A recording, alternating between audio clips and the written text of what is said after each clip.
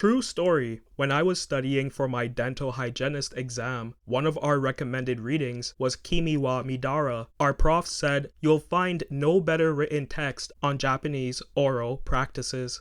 Yeah, dude was right. Kimi wa Midara no Boku no Joou, also known as You Are the Queen for Indecent Me, is an erotic comedy manga from the creators of Scum's Wish and ℌործęntài. Akira Saito is your average high schooler who's had to work extra hard to receive a scholarship into a prestigious private school. He wants to attend the same school as his childhood friend and crush, Subaru Kawana. However, Subaru is way out of this guy's league, having come from a noble background. Typical manga setup. Akira overhears about a god who will grant you a wish in exchange for something. Akira wishes for Subaru's dorm room to be connected to his own, and I'm sure you can imagine the shock on her face when she comes out of the shower and sees this incel staring at her. But could you imagine the shock on my face when Subaru approaches Akira and literally grovels for sex?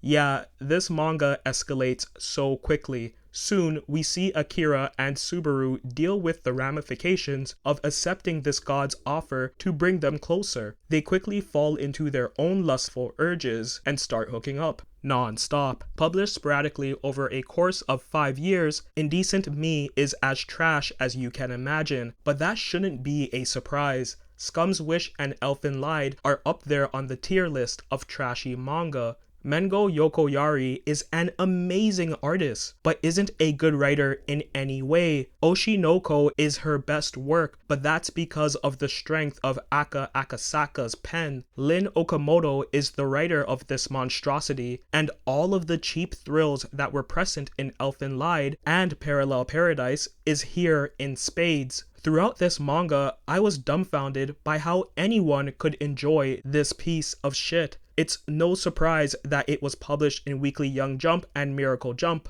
Horny teenagers who still don't know how to hop on incognito mode will think that Akira is the most benevolent guy, refusing to go all the way with Subaru for some made-up moral reason, but will indulge her horniness with non-stop head. The rest of this manga is the authors offering commentary on age differences in relationships, arranged marriage, obsessive masturbation habits, and believing that the poor, plain, worthless guy is actually the best choice for a life partner, not the ambitious, assertive type. A sexual power fantasy that doesn't offer any real resolution or growth for the characters is the only outcome of this manga. I mean, the art is so great, and the vast amount of color pages available for a 2-volume manga means that you'll have something to look at for every single chapter. If you enjoy Oshinoko, then this is a fun manga to read because you'll be able to pick out the development of that particular style. The heart-shaped pupils and glossy hair is going to be a standard going forward in youth manga, so I'll give props to Yokoyari for being a pioneer. The dialogue is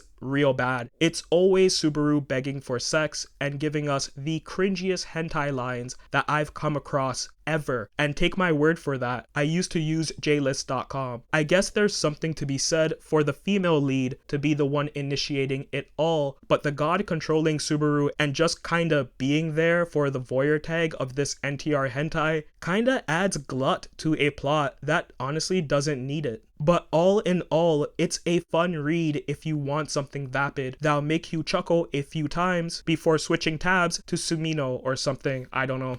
If you want a quick manga while blazing up, I'd recommend this. A slutty heroine and super plain as fuck male lead does make it a little different, and the stunning art and bad sex jokes will make you look past how awkward this whole manga is. I'm giving Indecent Me a 3 out of 10.